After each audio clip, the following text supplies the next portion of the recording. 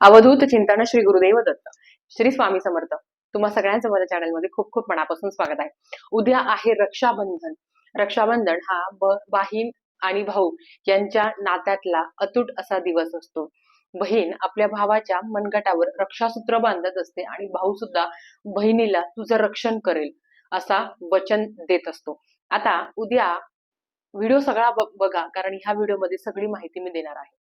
सगळ्यात आधी, भावाला राखी बांधण्याच्या आधी कोणाला राखी बांधावी ते एक आहे.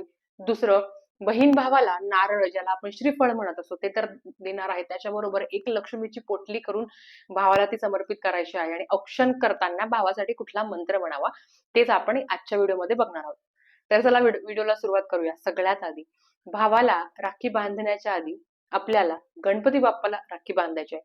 विघ्नहर्ता आहे गणपती बाप्पा, आपले विघ्न दूर करावे म्हणून आपण गणपती बाप्पांना राखी बांधायची आहे आधी.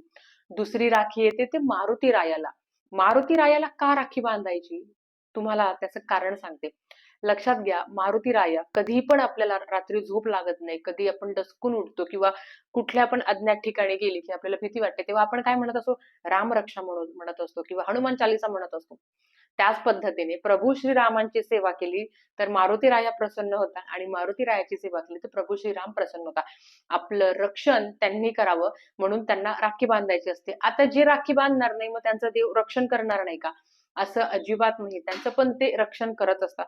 पण प्रत्येक दिवसाचं एक महत्व असतं. देवांप्रती सुद्धा कृतज्ञता व्यक्त करण्याचा तो आपला दिवस असतो. राखी बांधताना तरी देवाकडनं काही मागू नका, फक्त त्या मारुती रायाला, त्या गणपती बाप्पाला हीच प्रार्थना करा की माझं तर तू रक्षण कर, पण जगातल्या सगळ्यांचं रक्षण कर, हीच प्रार्थना करायची आहे. तिसरं आहे आपले महाराज, भिवू नकोस, मी तुझ्या पाठीशी आहे. अहो, हे वाक्य जरी आपल्याला दिसलं ना, गाडीवर किंवा चालत असताना कुठेतरी दिसलं, तर मनाला किती आधार वाटतो सांगा, की नाही, महाराज आहे माझ्यासोबत. आणि हेच बळ देतं आपल्याला प्रत्येक संकटांना, प्रत्येक दुःखाला सामना करण्यासाठी. आता बऱ्याच वेळा अशा कमेंट्स येतात की ताई, माझा भाऊ माझ्याशी बोलत नाही किंवा मला भाऊ नाहीये. मी तुम्हाला सांगू का, आपलं रक्षण करणारे महाराज आपल्या नेहमी पाठीशी असतात.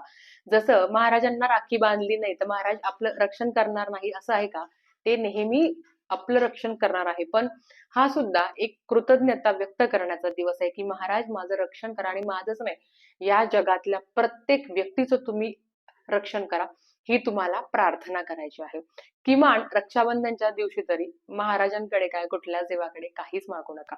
आता तुमचे जे इष्ट देव आहे, कोणी भगवान शंकरांची उपासना करतं, कोणी मारुतीराजे, जे तुमचे इष्ट देव आहे त्यांना तुम्ही आवर्जून राखी बांधायची आहे. आता ताई, आम्ही आमच्या माहेरी आहोत, हरकत नाही, तिथे सुद्धा तुम्ही गणपती बाप्पांना, आता मारुती रायाच्या मंदिरात जाऊन राखी बांधणं, बऱ्याच वेळा महिलांना प्रवेश नसतो. ही राखी काही महिलांनीच बांधायची का? नाही, पुरुष सुद्धा जाऊन त्यांना राखी बांधू शकता किंवा त्यांच्या मंदिराच्या बाहेर जवळपास कुठेतरी ठेवू शकता. अगदी पुरुष गेले तर त्यांना मध्ये प्रवेश असतो, तिथे त्यांनी सुद्धा राखी ठेवली तरी हरकत नाही. महाराजांना फोटो असेल घरात महाराजांचा, तर त्या फोटोला सुद्धा तुम्ही त्यांच्या चरणांजवळ राखी ठेवू शकता, ज्याला आपण देवराखी म्हणतो.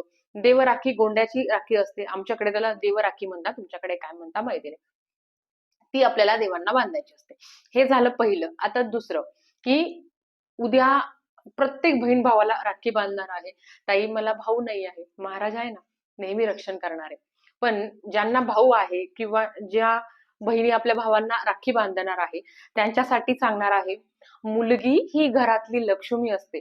आपल्याला माहिती आहे, पहिली मुलगी धनाची पेटी, किंवा कोणाला मुलगी झाली तर म्हणतात, अरे बापरे, तुझ्या घरात लक्ष्मी आली. भले ती लग्न करून तिच्या घरी गेलेली असली तरी सुद्धा बापाची मुलगी लक्ष्मी असते.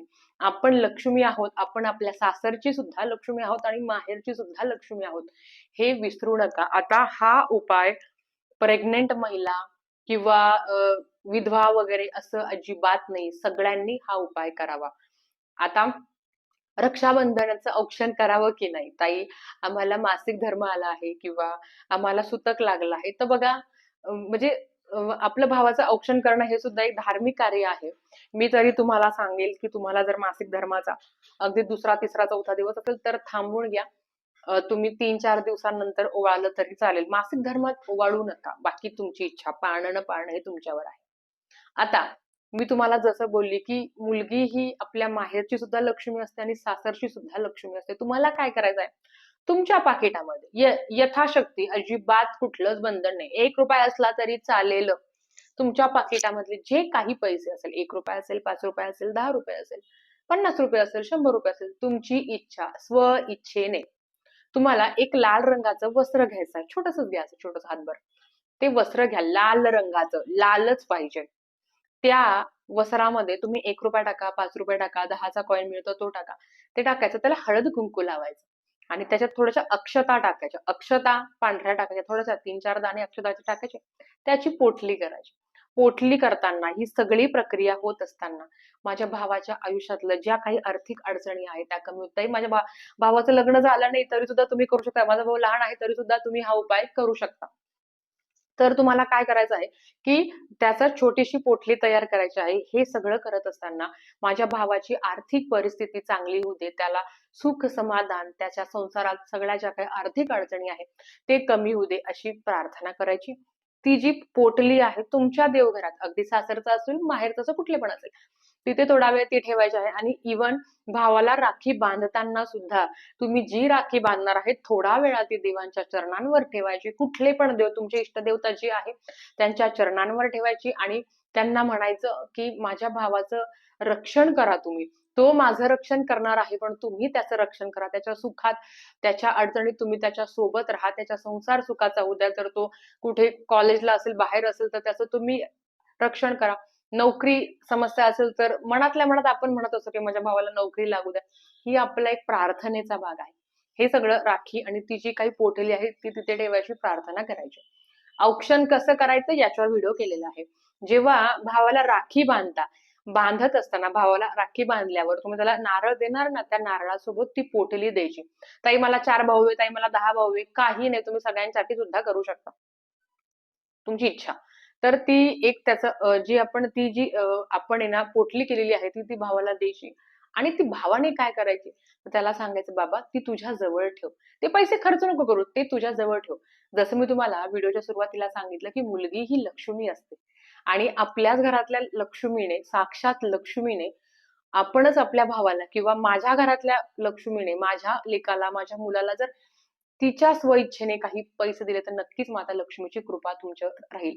सगळ्यात महत्वाचं, तुम्ही हा उपाय करताना त्याला त्याला जो काही तुम्ही लक्ष्मीची पोटली देणार आहात, मनात एक माझ्या भावाचं सगळं चांगलं होऊ दे, त्याच्या आयुष्यात सुख समृद्धी नांदू दे, ही तुम्हाला प्रार्थना करायची आहे. त्याचबरोबर आपण जेव्हा भावाचं औक्षण करत असतो, औक्षण करून पूर्ण झाल्यावर, राखी बांधल्यावर परत भावावरनं आपण दिवा ओवाळून टाकत असतो, तेव्हा ना तुमच्याकडे जे काही पैसे असेल, अगदी 10 रुपयाची नोट असो, 5 रुपयाची नोट असो, 20 रुपयाची नोट असो, ती ना भावावरनं ओवाळा. एकदाच ओवाळा. एकदा आपण जसं बघा, आपण ना ओवाळणी टाकतो, ओवाळणी टाकणं माहिती आहे. बऱ्याच गावात ही प्रथा असेल, आमच्याकडे ती आहे. बऱ्याच वेळा आपण जेव्हा देव घेऊन नाचत असतो किंवा कुठलंही शुभ काम देव घेऊन येतो किंवा गणपती बाप्पा घेऊन येतो, तेव्हा सुद्धा आपल्यावर ओवाळणी टाकली जाते, त्याला ओवाळणी म्हणतात. अगदी 1 रुपयाची असली तरी हरकत नाही, नोटच असली पाहिजे असं नाहीये. तर तुम्ही जेव्हा भावाचं औक्षण करत असाल, ताई मला 4 भाऊ आहे, मग प्रत्येकावर वेगवेगळी ओवाळणी का? नाही. प्रत्येकाला शेजारी बसवा, असं 1, 2, 3, 4 औक्षण झालं की प्रत्येकाला रांगे शेजारी बसवा. त्याच्यावरनं ओवाळणी टाका. अशी औक्षण आपण ज्याला ओवाळणी टाकणं म्हणतो. एकदा ओवाळायचं आणि ते जे काही पैसे आहेत ते तुम्ही गरजूंना देऊ शकता. हे तुम्ही करू शकता. बऱ्याच वेळा असं तुम्ही म्हणते की ताई लक्ष्मी कधी ओवाळून टाकायची असते का? किंवा कोणी ओवाळून टाकत नाही. तर बघा, प्रत्येकाकडे वेगवेगळी पद्धत असते. आपण जेव्हा तुमच्याकडे पण असेल की आपल्यावर ओवाळणी टाकता आणि ओवाळते आणि ते एका गरजूला आपण दान करत असतो ना, ते काय आपण कुठे इकडे तिकडे ते नाही टाकत. ती लक्ष्मी जरी असली तरी ती आपण गरजूला देत असतो की हेच की माझ्या भावाची इडापिडा टळू दे, त्याला बळीचं राज्य येऊ दे. ही प्रार्थना करायची आणि नक्कीच ती जी ओवाळणी आहे ती तुम्ही एखाद्या गरीबाला, अगदी म्हणतो ना की जाताना कोणीतरी गरीब माणूस दिसला तर त्याला पण तुम्ही ती ओवाळणी देऊ शकता. भावाचं औक्षण करताना पण काही मंत्र आहे, तो तुम्हाला सांगते, मी डिस्क्रिप्शन बॉक्स मध्ये पण लिहून देईल. येन बद्धो बलिराजा दानवेंद्रो महाबलहा तेन त्वाम प्रतिबंधनामी रक्षे माचल माचलहा. हा मंत्र आहे जो म्हणायचा आहे आपण आपल्या भावाचा औक्षण करण्यासाठी. औक्षण करताना हा मंत्र तर म्हणायचा आहे. आपण नेहमी म्हणत असतो की ना, इडापिडा टळू दे, बळीचं राज्य येऊ दे. पूर्ण गंध लावेपर्यंत, ते भावाचं औक्षण करेपर्यंत तुम्हाला हीच प्रार्थना करायची की माझ्या भावाच्या आयुष्यात कधीच कुठलं दुःख नको येऊन देऊ, कधीच कुठलं त्रास नको येऊन देऊ. भले तुमचं आणि तुमच्या भावामध्ये आता मतभेद असेल, पण जगाच्या पाठीवर कुठलीच बहीण आपल्या भावाबद्दल कधीच अपशब्द बोलणार नाही. आणि जर तुम्ही बोलले असाल तर ते कृपया मागे घ्या. कारण रागाच्या भरात बऱ्याच काही गोष्टी बोलून जातो, पण त्याचा नंतर आपल्याला त्रास होतो नाही होत माहिती नाही. पण जग गोल आहे. मी तुम्हाला जर काही वाईट बोलली तर ते माझ्याकडे परत रिटर्न येणार आहे. म्हणून ह्या ज्या काही क्रिया करत असताना, मग ती पोटली असो काय असो, ह्या युनिव्हर्स कडे चांगला मेसेज द्यायचा आहे. जगातले सगळे भाऊ असेल तुमचे मानलेले जवळपास शेकडे, सगळ्यांना सुखात राहू दे, प्रत्येकाच्या संसारात सुख नांदू दे, प्रत्येकाला सद्बुद्धी दे, प्रत्येकाने आपापले कर्तव्य पार पाडावे. मी भावांना पण सांगेल, हा बहिणीचा मान आहे, तो तिला दिलाच पाहिजे. काही पण असो, स्व इच्छेने स्व खुशीने तिला काहीतरी द्या. नक्कीच तिला तुमच्याकडनं कुठली पण अपेक्षा नाही, तिला फक्त प्रेम हवं आहे. तेच खूप जास्त महत्वाचं आहे. तर आजच्यासाठी फक्त इतकंच. माझ्या सगळ्या स्वामी भक्तांना रक्षाबंधनाच्या खूप खूप खूप साऱ्या शुभेच्छा. धन्यवाद. श्री स्वामी समर्थ.